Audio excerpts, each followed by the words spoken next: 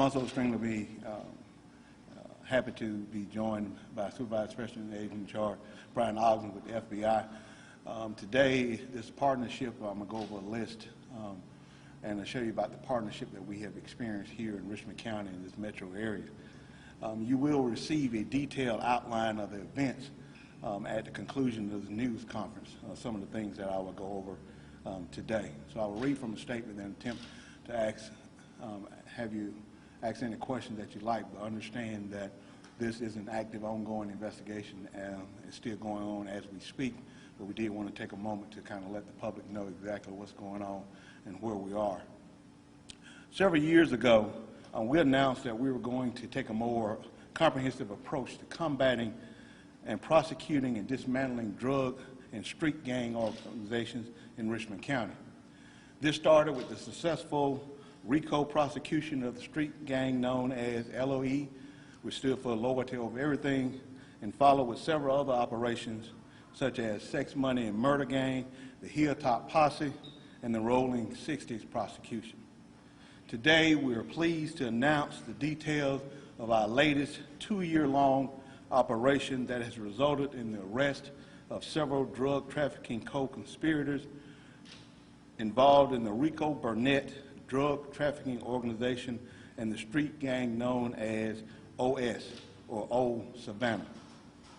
The gang OS was primarily operated in the downtown Augusta and centered around the 1600 block of Old Savannah Road.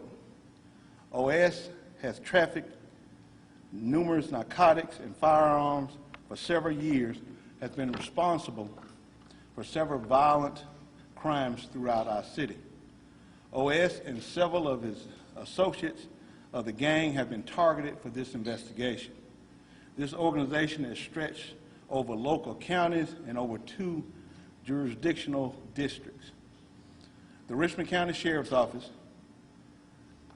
Gang Unit, and the Richmond County Sheriff's Narcotics Unit, in conjunction with the District Attorney's Office, the Columbia County Sheriff's Office, the McDuffie County Sheriff's Office, the Greene County Sheriff's Office, the Chatham County Sheriff's Office, Statesboro Police Department, Aiken County Sheriff's Office, Barnwell County Sheriff's Office, Georgia Bureau of Community Supervision, the Drug Enforcement Administration, the Federal Bureau of Investigation, the United States Marshal Service, the Department of Alcohol, Tobacco, and Firearms, Georgia State Patrol, Georgia Bureau of Investigation, the Georgia National Guard Counter-Drug Task Force, and with the support of the Medical College of Georgia at Augusta University, we have concluded this 2-year operation. This morning, at the conclusion, we executed 34 individual search warrants. All 34 of these locations were utilized by the street gang OS for the sale and distribution of illegal narcotics and firearms. During the course of this investigation, agents arrested 23 individuals and seized over $27,000 in U.S. currency, over 19 firearms, 17 pounds of marijuana, 22 grams of MDMA, various quantities of cocaine, and other assets were seized. This investigation will continue until the remaining defendants have been arrested. This is a continuation of our commitment to the disruption and the dismantling of illegal guns and drug trafficking organizations in our community, while also targeting those that support and enable these criminal enterprises. I couldn't be more proud of the long hours and hard work our deputies, along with our law enforcement partners and support agencies, have put in to make this entire metro community a safer place to live. As I've said before, and will continue to say, if you continue to sell narcotics and illegal guns in this community, your turn is coming. Again, this is an ongoing investigation. As we speak, they're still trying to round up several individuals. But the extent of the partnership of the community partners and law enforcement partners, which I named, is unprecedented. As I said before, this is our 7th criminal enterprise targeted investigation. This one lasted approximately 2 years. We still have ongoing investigations, and hopefully in the future, we'll be back here again to help the community realize that we have another organization that we are taking off the streets of Augusta. Brian, you have anything? I would just reemphasize what Sheriff Roundtree said. We started this a few years ago, and our partnership is strong, and it is continuing, and we will continue to support Richmond County's gang unit and narcotics unit with our Safe Streets Task Force, and we couldn't be happier with the partnership that we've developed. Thank you, Brian. Again, this partnership, as I said, over the last 4 or 5 years has been outstanding, and as you can see from the names in which I've called, it's stretched all the way from Chatham County to across the river to South Carolina, and they have been extremely helpful. Those individuals are still out pursuing because they can't join us today, but I thought it was crucially important to name them by name to let them know their contribution, not just to their own jurisdiction, but to the citizens of Richmond County. I take any questions you have. So you mentioned the downtown area is primarily where the gang was concentrated. Was there any other areas around the county or around the state that the gang concentrated on? Yeah, it's expanded throughout the state and the South Carolina through various associates. That was the primary base that was based out of Augusta, so that will be called the central hub. But again, it extended all the way to Chatham County, to the fact of South Carolina, all the way up and toward the metro Atlanta area because of the interstate. We always known that having an interstate through our jurisdiction was always going to be a hub for narcotics to be trafficked and illegal guns. And now we're seeing that to be more and more true. But again, as I said before, as we continue to do these operations, we're getting better and better at it. And hopefully, again, this, like I said before, we do have operations still in the works. This is our 7th operation. Like I said, hopefully we'll come back in the next 30 to 60 or 90 days, and hopefully, we'll bring back another successful prosecution, and then we'll start right back over again. Yes? You mentioned that 23 people were arrested as a result of today's search warrants. How many people do you believe are affiliated with OS? Well, that number is still in flux. It's shown as what as their level of involvement. Now, today we were looking for 17. Some of those individuals of the 23 were already in custody. Today we're targeting 17, and we were able to get all of those except for one that we were targeting. But as the investigation goes, and as we each search warrants and we process the information and the assets from today, that may lead to other individuals' names yet unknown to us. So again, that list is definitely going to grow exponentially based on the 34 search warrants we executed today. Once we process that evidence, then our main focus is the dismantling of the gang. And I think a 23-person arrest and subsequent indictment is a very good start. Yes, sir. Of course, only recently returned into full duties. Was there any considerations made in scheduling this operation to ensure the courts could appropriately and adequately deal with the caseload? Absolutely. We've been in conjunction, again, with the district attorney's office. Like I said, this has been a 2-year investigation. We just felt that at the moment, as you go investigation for a period of time, at some point, there's a fear of being compromised, an investigation being compromised, so it becomes a time-sensitive operation. So again, based on the capabilities of the court, working with the district attorney's office and the judges, being able to grant us these arrest warrants and, again, our jail facilities to be able to process these individuals, all that was taken into account before this operation was given the green light. Now, again, it was always in flux based on a whole bunch of fluid situations, but we made the decision this morning at the go or no-go to execute this, and we were absolutely successful with it. Could you clarify one more time with those numbers about how many warrants were executed? Do you want to clarify those numbers one more time? Yes, and again, like I said, you will be getting a detail of this, but you want to know of the warrants that were executed today.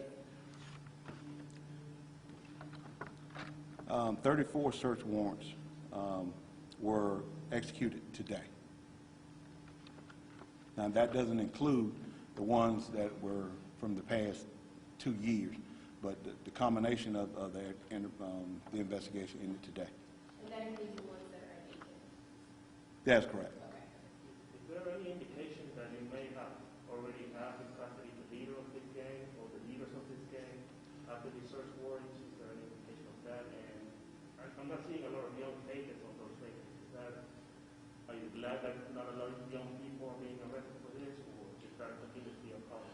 Well, you know, our primary focus is the fact that these individuals, if they choose to live in this lifestyle, then that's a choice that they made, young or old. Now, we do feel confident based on our investigation that the primary leadership individuals are in custody. That has been confirmed. But as I alluded to the question earlier, as we process the evidence from today, that list is going to grow. Now, again, I do not wish any young individuals to get involved in their life of crime, because what we've seen from the evidence, all that does is lead to a higher recidivism rate. So, you know, I'm not taking comfort that the individuals are older or younger. I'm taking comfort into the fact that they made a choice. We made a commitment several years ago that if you're living this lifestyle, that we're coming for you. It wasn't an idle threat. It was something that we said we're going to do, and we've been doing it consistently for the last few years. Any other question? I got one more. Yes. And you said it near you kind of just alluded to it, but with the state of emergency pushed back to July 12th, and we're still uncertain about finding a cure to the virus, and a lot of people are on hard times. What do you say to the folks that are out there thinking that because of this pandemic, it's easier for me to go into a life of crime because I can probably hide my identity with a mask or so forth? Yeah, we look at that from a holistic standpoint of the fact that during the pandemic and the shelter-in-place order, we saw our numbers come down. That was even to the fact of, because most people were just staying in. So that was just a reduction of contacts with police. Now, since we have lifted that shelter-in-place, even in the middle of the pandemic, and I would tell you, aside from this particular operation, last night our proactive team, which we were still utilizing throughout the course of just regular patrol, were able to seize 7 guns last night from individuals. So that crime hasn't stopped. This is a separate incident. So if you want to say 19 guns from this operation and 7 just from last night from unrelated activity. So the message is quite clear that we're not stopping policing. Now again, we're still fighting crime and providing these services in the midst of a pandemic. And I do not want that to be lost in the fact, because we still need to save lives, separating ourselves from each other and trying to, again, fight this pandemic together. But there are still individuals who are out there, as you said, who feel they have the autonomy that they can hide behind this emergency crisis, that we're going to divert so many resources away from them and for the fight the pandemic. We're fortunate enough to have great partners in our sheriff's office and great leadership within my divisions that we can do both. And we plan to do both and continue to do it. And we've been doing it quite well for the last 2 months. As I said in some news conferences before, we were operating at 100%. We didn't stop one active service in Richmond County during this pandemic, and we don't plan to. And what we talk to the people that live in this neighborhood where this gang was concentrated, how important is that community help? How helpful was the community in this investigation as a whole? I think it's in the domestic community that we haven't forgotten about it. That particular block of Old Savannah Road was still a troubled area back in the 90s when I was a patrol officer. That was one of the beats in which I patrolled. So I can attest to the pain that some individuals feel when these individuals come in and take over their neighborhood. And sometimes they're not in a position that they can relocate themselves and gravitate to another neighborhood because of their situation, through no fault of their own. But that is their neighborhood.